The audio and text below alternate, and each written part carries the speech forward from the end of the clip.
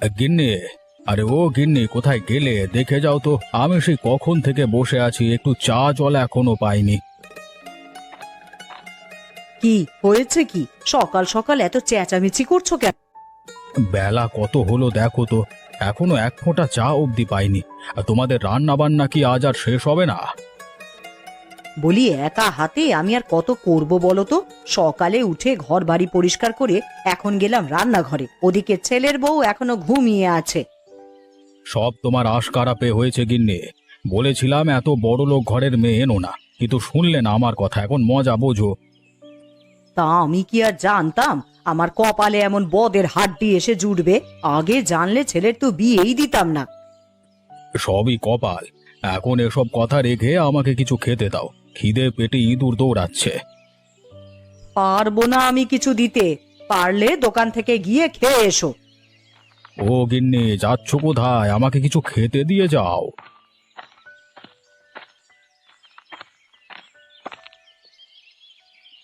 এই নিন বাবা, আপনার সকালের নাস্তা। আর সে কি বৌমা, তুমি উঠে গেছো? হ্যাঁ বাবা, আপনাদের চেঁচামেচি শুনে ঘুম ভাঙলো। আহা, এত কষ্ট করে এসব আনতে গেলে কেন? আমি দোকানে চলে যেতাম। তার দরকার নেই বাবা, এই বৃদ্ধ বয়সে আপনি দোকানে যাবেন কেন? যা লাগে আমাকে বলবেন। ঠিক আছে মা, তুমি আছো বলে এখনো ঠিকই আছি। জয়া, আমি একটু বের হচ্ছি, হ্যাঁ, ফিরতে দুপুর হবে। সে কি, তুমি এই সাত সকালে কোথায় যাচ্ছ? কিছুই যে খাওনি সকালে। আরতে যাচ্ছি, ওখানে খেয়ে নেব। একটা ছাতা নিয়ে যা সাথে, যা রোদ উঠেছে আজকে, হাঁটতে চলতে অসুবিধে হবে।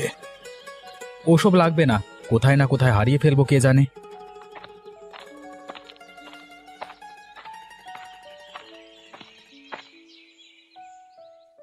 সব কাজ আমাকে একাই করতে হয়। একটা বউ এনেছি কপাল করে, সারা দিন পাটরানি হয়ে বসে থাকে।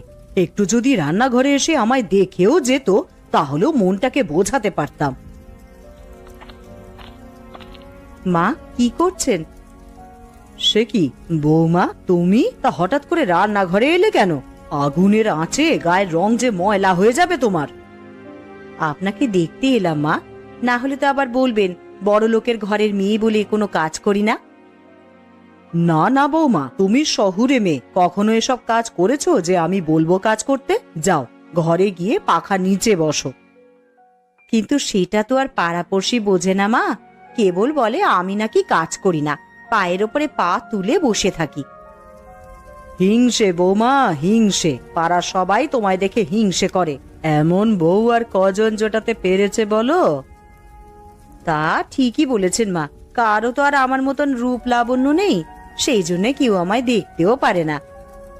আরে তোমার মতন রূপবতী হবে কি করে? আরে সবাই যে পাড়া গাঁয়ের মেয়ে, আর তুমি হলে শহুরে, তোমার মতন রূপ আর কজনের আছে?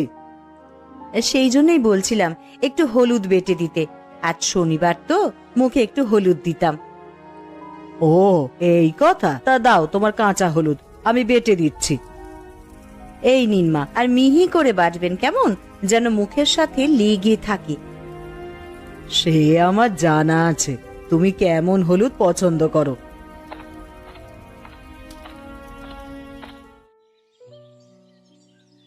ওহ বাবা, সারা সংসারের কাজ শেষ করে এই মাত্র একটু অবসর পেলাম। যাই, এখন একটু বিশ্রাম নিই।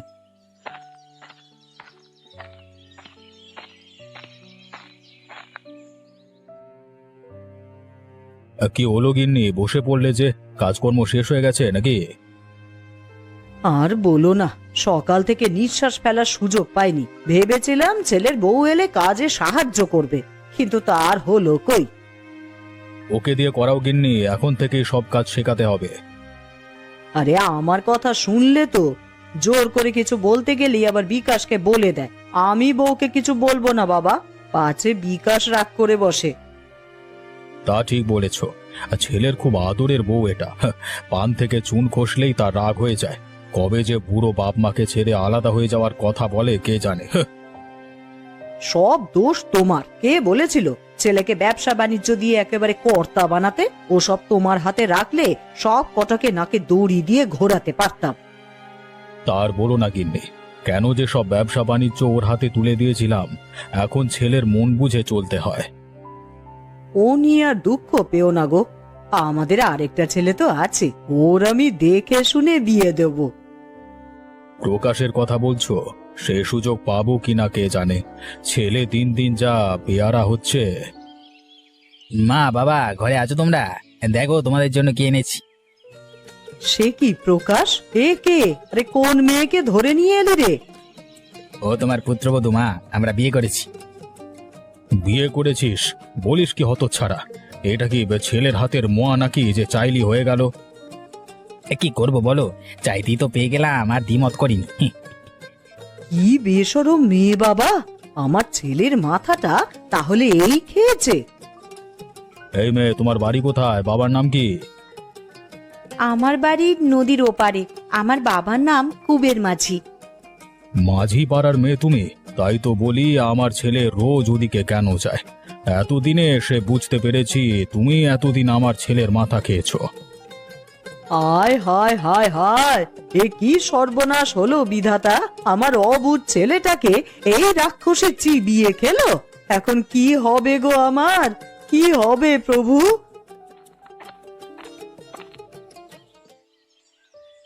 কি হলো মা, রাক্ষসী আবার কাকে খেলো? সে কি, ওকে দেখতে তো ঠিক রাক্ষসের মতনই লাগছে। দেখে যাও বৌমা, দেখে যাও, প্রকাশ কি সর্বনাশ করেছে একবার দেখে যাও। ও ঠাকুরপো, তুমি বিয়ে করেছো? তা মেয়ের কি এত অভাব পড়েছিল যে এমন কালো মেয়েকে আনতে হলো?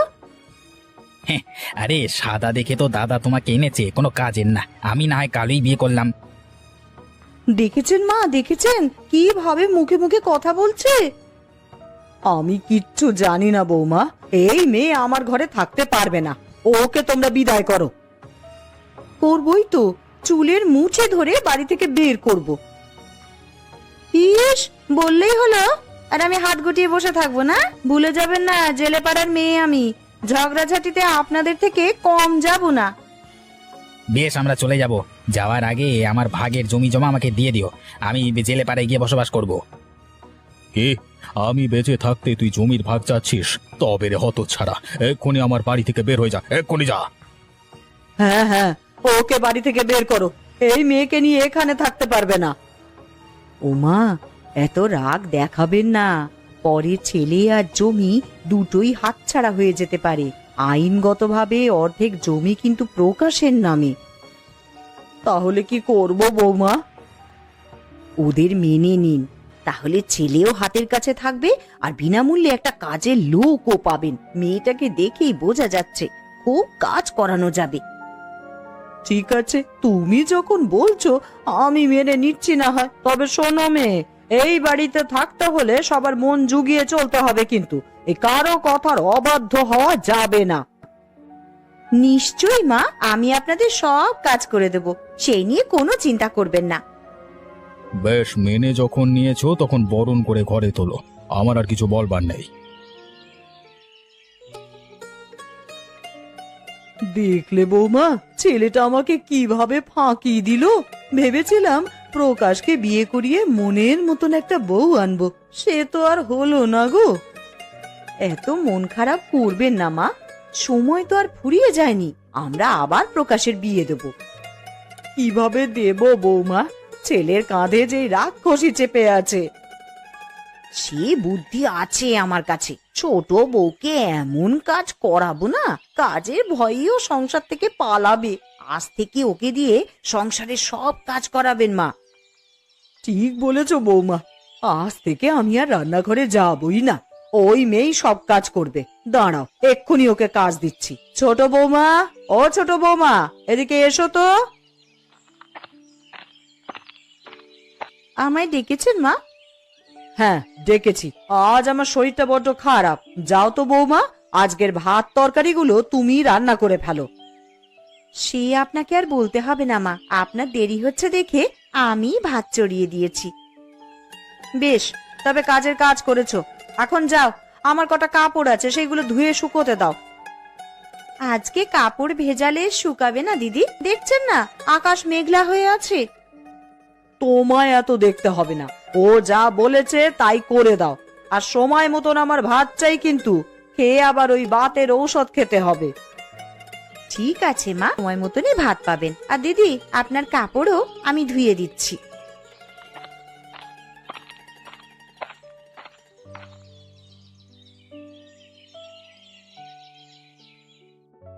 আর একটু মাছ দেবো তোমায়? তরকারি যে শেষ হয়ে গেল।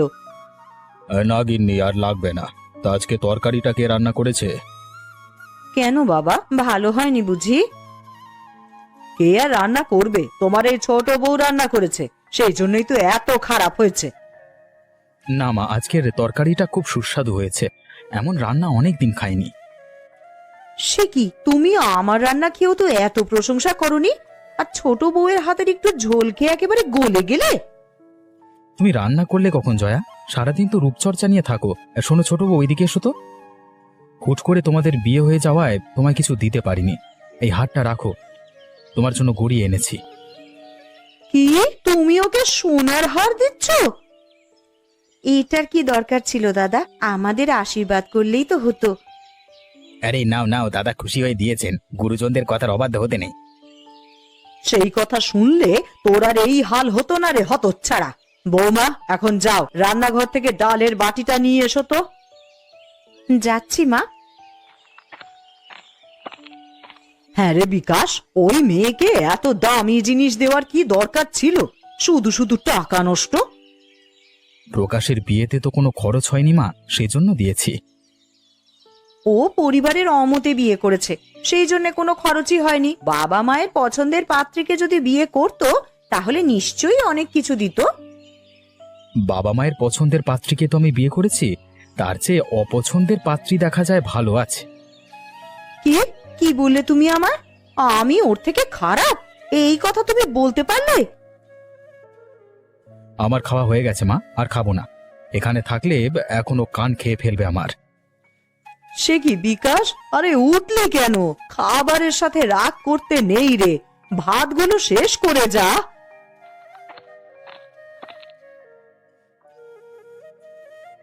সে কি দাদা, উঠে পড়লেন যে? আপনার জন্য পায়েস এনেছি। বাহ বাহ বাহ বাহ বাহ, খাওয়ার শেষে পায়েসও আছে দেখছি। বিকাশ, পায়েসটা অন্তত খেয়ে যা, নিশ্চয়ই সুস্বাদু হবে। বেশ, দাও দেখি কেমন পায়েস রেঁধেছো তুমি।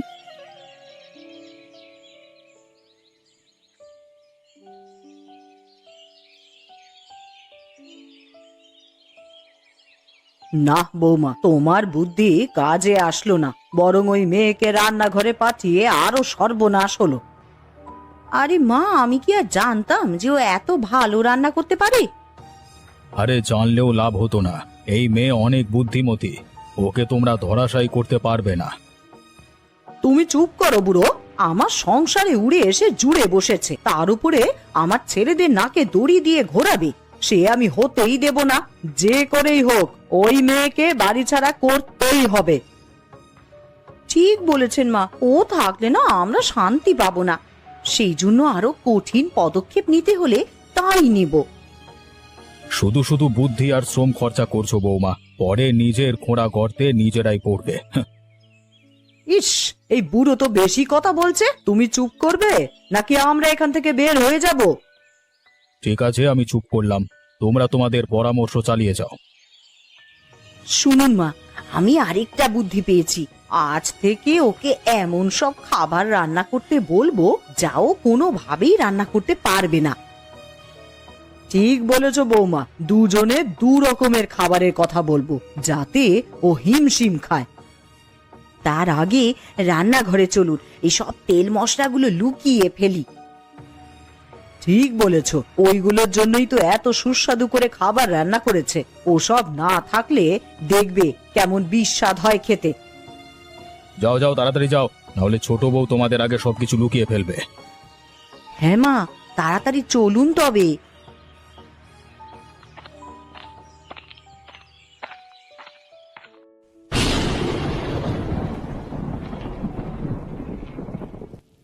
আজকে খুব জোরে বৃষ্টি পড়ছে মা, 2-3 দিনের আগে বোধহয় থামবে না।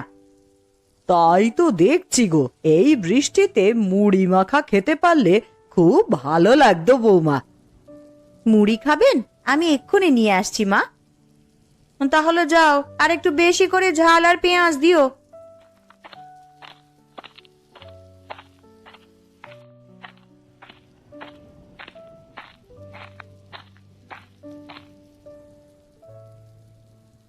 গিন্নিমা, ও গিন্নিমা, কচু রাখবে?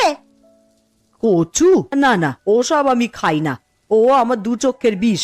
নিয়ে যা এক্ষুনি এখান থেকে। এই কচুতে গলা ধরে না, খেয়ে দেখোই না একটিবার। কচুটা নিই না মা, আমরা না হয় খাবো না, অন্য লোক তো আছে, ওরা যদি খায়। ঠিক বলেছ বৌমা, আজ ছোট বউকে এই কচু রাঁধতে দেব। এগুলো খাওয়ার পর বোঝা যাবে ও কেমন রাঁধুনি হয়েছে। হ্যাঁ হ্যাঁ, এগুলো না অনেক মজা হবে খেতে। তার দাম কত? 10 টাকা গিন্নিমা। 10 টাকা হলে তো আমার ঘরের পেছন থেকেই তুলে আনতে পারি রে, তোর কাছ থেকে এত দামে কিনবো কেন? তাহলে তাই আনো না, তোমায় কে মানা করেছে? চুপ কর মেয়ে, 10 টাকা দিয়ে কতগুলো মাছ কেনা যায় জানিস? আর তুই এসেছিস কচু নিয়ে? তোকে আমি 5 টাকা দেব, এই একটা দিয়ে যা। আচ্ছা তাই দাও। এই নে টাকা।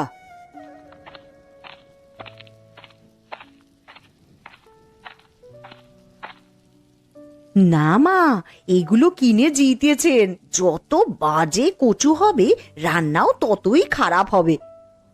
তা ঠিক বলেছ। এখন চুপ করো, ওই যে ছোট বউ আসছে। এই নিন মা, এই আপনার মুড়ি মাখা। এই কচুটা ধরো বৌমা, আজ দুপুরে এইটাই রান্না করবে। কচুগুলো রেখে ভালোই করেছেন মা, আজ ঘরে আনাজ তরকারি কিছুই নেই, তেলটাও শেষ হয়ে গিয়েছে। তা তেল নুন ছাড়া রাঁধতে পারবে? পারবো দিদি, শিশিতে যা তেল আছে তাই দিয়ে কচুটা হয়ে যাবে। বেশ, তাই করো। আর ভালো করে রান্না করবে কিন্তু, গলা যেন আবার না ধরে। গলা ধরবে না মা, আপনি সেই নিয়ে নিশ্চিন্তে থাকুন। কচু কোটা শেষ হয়ে গেছে, যাই এবার তরকারিটা বসিয়ে দিই। এদিকে বেলাও অনেক হয়েছে, সবাইকে খেতেও তো দিতে হবে। গিন্নি, আরে ও গিন্নি, কোথায় গেলে? দেখো কি নিয়ে এসেছি। ও মা, এ তুমি কি এনেছো? এই দিনে এখন হাঁস রান্না করতে হবে? আরে বৃষ্টির দিনই তো হাঁসের মাংসের মজা। হ্যাঁ হ্যাঁ, ভালো করে রান্না করবে কিন্তু, অনেকদিন হাঁসের মাংস খাই না। কিন্তু ঘরে তো তেল নেই তেমন, এই একটু তেলে এত সব রান্না করব কিভাবে? শোনো বৌমা, যে করেই হোক আমার কচুর তরকারি কিন্তু চাই, ওটা আগে রান্না করবে। আর আমার হাঁসের মাংস কিন্তু রাতে হবে। আমারও হাঁসের মাংস খেতে খুব ইচ্ছে করছে ঠাকুরপো, ওইটা দিয়ে আজ পেট ভরে ভাত খাবো। পেট ভরে ভাত তো প্রতিদিনই খাচ্ছেন দিদি, সেই জন্য আর হাঁসের মাংস লাগবে না। যাই হোক, আপনারা চিন্তা করবেন না, আপনাদের কচু আর মাংস দুটোই পাবেন। এই না হলে আমার বউ। যাও যাও, চটপট রান্নাটা সেরে ফেলো। চলো বড় বৌমা, আমরাও যাই, দুই শাশুড়ি বউ মিলে একটু লুডো খেলি। আর ও ছোট বৌমা, এই কচুর শাকটা হলে আমায় খেতে দিও, খুব খিদে পেয়েছে। ঠিক আছে মা। বলে তো ফেললাম, কিন্তু এখন এত সব রান্না করব কিভাবে? হাঁসের মাংস আবার কচু রান্না, এত তেল মশলা তো ভাঁড়ার ঘরেই নেই। এক বুদ্ধি পেয়েছি, আজ কচু দিয়েই মাংস রান্না করব, সাথে থাকবে নারকেলের দুধ, তাহলে আর গলা ধরবে না। যাই ঝটপট হাঁসটা কেটে ফেলি। এই তো হাঁসের মাংসটা কষানো হয়ে গেছে, এবার ওতে কচুগুলো দিয়ে ফেলি।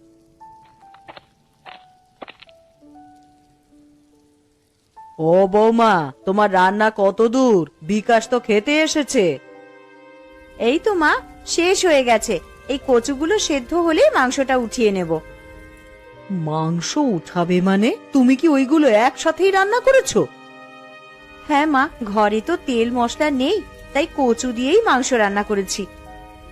কি, কচু দিয়ে মাংস? এটা কোনো খাবার হলো নাকি? এই রান্না তুমি কোথায় শিখলে? কোথাও শিখিনি মা, আমি নিজেই রেঁধেছি। আপনি খেয়ে দেখুন, খুব সুস্বাদু হয়েছে। আমায় আর খেতে হবে না, অন্যদের খাওয়াও।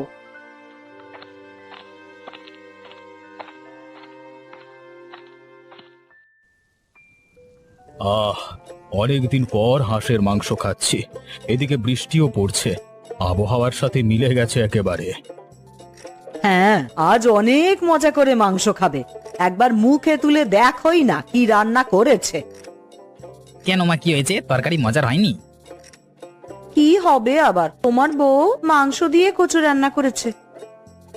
মাংস দিয়ে কচু রান্না? আরে এমন খাবার তো আগে খাইনি। দাও তোমা, খেয়ে দেখি কেমন হয়েছে। এই নে, তোদের ইচ্ছে মতো নিয়ে খা। কেমন হয়েছে গো খেতে? আমার তো মুখে দিতেই ভয় করছে। একবার খেয়ে দেখোই না গিন্নি, তাহলে বুঝতে পারবে কত মজা। আহা, খেতে একেবারে অমৃতের মতো লাগছে।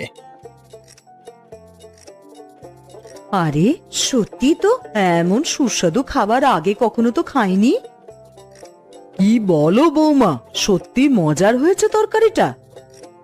তুমিও একটু খেয়ে দেখো গিন্নি, তোমরাও তো এতদিন মাংস রেঁধেছো, কিন্তু এমন তরকারি আগে কখনো খাইনি। আরে তাই তো, তরকারিটা তো সত্যিই মজাদার হয়েছে। আমি শুধু শুধু ছোট বউকে দোষারোপ করেছি গো। হ্যাঁ মা, সত্যিও ভালো তরকারি রান্না করে। আজকের তরকারিটা খেয়ে বোঝা গেল ও পাকা রাঁধুনি। কোথায় আমার ছোট বৌমা, কোথায়? আরে এসো তো এদিকে।